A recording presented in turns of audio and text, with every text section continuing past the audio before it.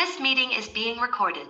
Yes, this meeting is being recorded. Welcome into the Three Guys Talking Ball podcast. We've reached episode 43, the Troy Polamalu edition of the episode. It's September 29th, 2022.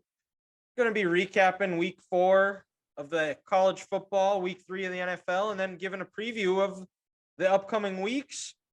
Ethan was way off on his Michigan State, Minnesota prediction. Iowa took care of Rutgers. Michigan struggled early, but they ended up being able to take care of Maryland. NDSU overcame a sloppy first half where they were actually down for the second straight week to start the first half. But we'll start here with the Gophers. And Ethan, what were you thinking with your prediction that the fact that Michigan State was going to actually score 17 points? I know. I honestly thought I didn't give Minnesota's defense enough credit. I mean, I didn't know who I was watching. If you take out the jerseys, I'm pretty sure they're playing New Mexico State again. That's exactly what it looked like.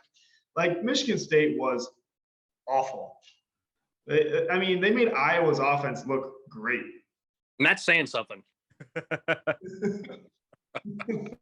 no, actually though, that was probably like my favorite Gopher game ever. Like when ever has Minnesota gone onto the road of the Big Ten and actually just beat the living shit out of a team? And honestly, it wasn't even close. 34-7 doesn't even feel right. It feels like it should have been like 50-0. Like that's just suffocating defense.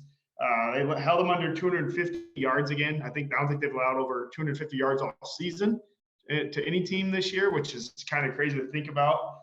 Offense was good, even without Crab. Wide receivers stepped up. Span Ford, tight end, got a lot more looks. They got him on a lot of crossers against linebackers. Huge mismatch. Dude, 6'7", runs like a wide receiver, thoroughbred. So cool to see that.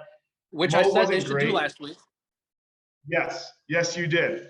Mo Ibrahim was good, wasn't great. 103 yards. That's all he needed. Had a touchdown, set the all-time school record for touchdowns. So congrats to Mo. You know, a little cheers for Mo there. But honestly, this defense is better than I ever thought. Like they are really freaking good. So they've only allowed 3 points before the fourth quarter all year. Haven't allowed a touchdown before the fourth quarter all year. The only points they've given up were to Western Illinois. It was a field goal in the I want to say the third quarter. So they have yet to even allow points in the first half through 4 games. And they have now gone 11 straight games under 280 yards given up. So dating all the way back to 7 games last year, they were doing that. So they are humming. Who would have been that team that got to 280 yards? Was it a Big Ten opponent? Do we know? It had to have been. So whoever was, they played. They went 10-3 last year, right? 9-3, 9-4. No, 10-3 bowl win. No, hold on. It was it 9-4 bowl win? Ohio State. Was it Bowling Green? A bad loss to Bowling Green? Yep. Iowa.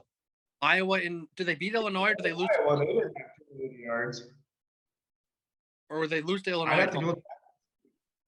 I think they went 9-3 in the regular season because there was Iowa, Ohio State, and then what? Bowling Green. No, right? Didn't they? They did lose to Illinois. So maybe it was 8. Maybe was it 8-4 and then a 9-4 with a bowl win? Yeah. That sounds right. Yeah. Tanner Morgan count back 7. What was that? But yeah, Tanner Morgan looks like the 2019 Tanner Morgan, which seems like, well, I guess that would have been his second freshman year at this point, where he because he's still playing because he was a sophomore in 19. He would have been a redshirt sophomore. Yeah, I believe it would have been Maryland. Was the last time they allowed more than 280 yards. Okay. Even when they lost to Illinois, they didn't have 280 yards. They had 265. And Maryland had, let's see here, they had 268. So they didn't get even that. Maybe it's Nebraska then. Or it could have been the game before that. It could have been Nebraska. Nebraska put up. They had 377. Yeah, because fun guys, last year when Minnesota played Nebraska, that's when I was in Austin and we were watching Texas play Oklahoma State. You know, my buddy Logan was following the Gopher game on his phone. And Nebraska kept having turnovers or turnover on downs in the red zone. So that would make sense why they had 300. They just put it in the end zone that day. No, and Grant, I told you I had a hot take coming into this regarding Big Ten West defenses. Yes, you did. I get take, I think Minnesota has a better defense than Iowa right now. I know Iowa scores points. Don't get me wrong on that, but they're almost either all or nothing, not nothing, but bend or break. They're very much, they give up yards. Like they had 300 passing yards to Rutgers last week. Rutgers had 59 passing yards versus Temple, like 2 weeks before that. Well, and to your point, to add to your point, Ethan, that's what Iowa does. They Yeah. let methodically go down the field 20-20. It's just you kind of pound your head against that concrete wall because you're so sick of getting 4 yards, 3 yards, 5 yards, getting a 3rd and 5, that when you go for something big, the Iowa secondary players are so fundamentally sound. They make a play. But over the years, they give up. They just don't give up points. Yeah. No, Which is at a high level. Holding. Go. You're saying. You go. What you're saying. That's if you want to bang on Iowa. The one thing is they give up yards. They make teams kick field goals, or after the 8th play of the drive, you're so upset because they make you earn every single yard.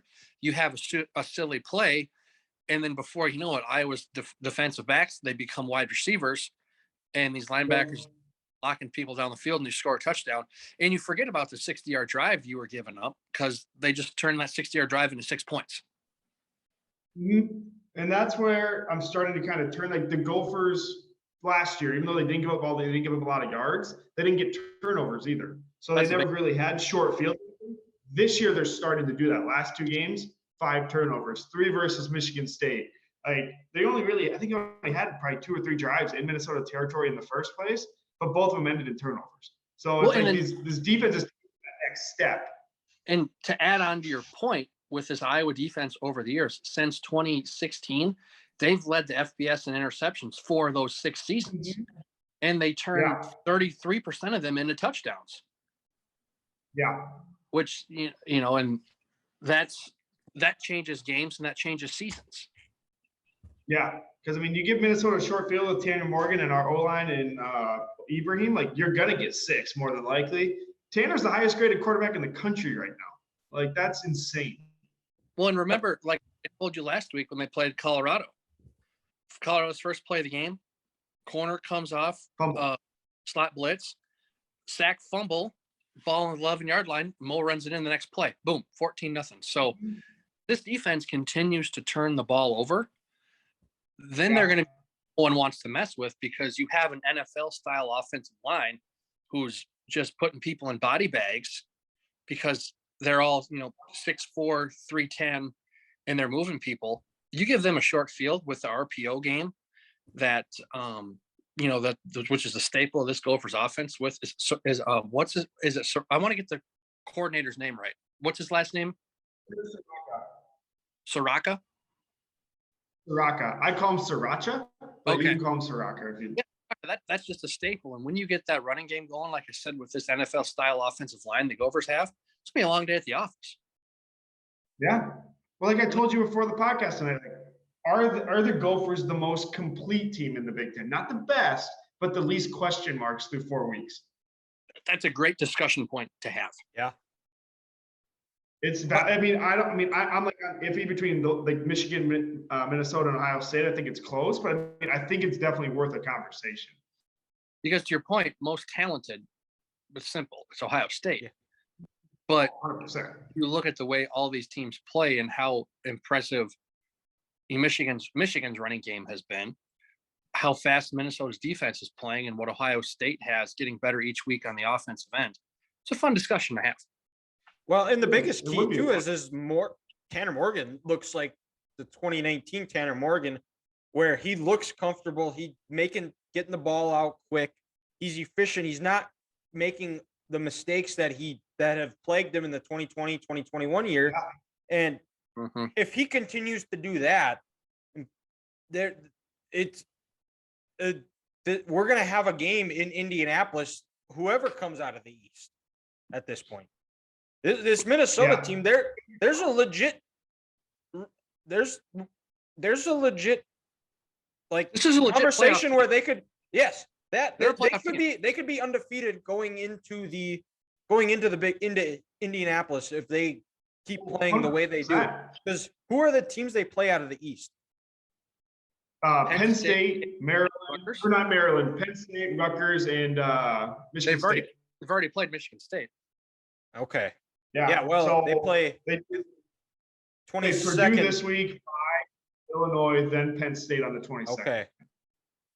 Okay, yeah. So that could feature potentially an undefeated. That 22nd could potentially feature a one-loss Penn State and an undefeated Minnesota, or both teams undefeated. Because the week before, Penn State goes to Michigan. Yep. And The week after they Penn State's got a State gauntlet.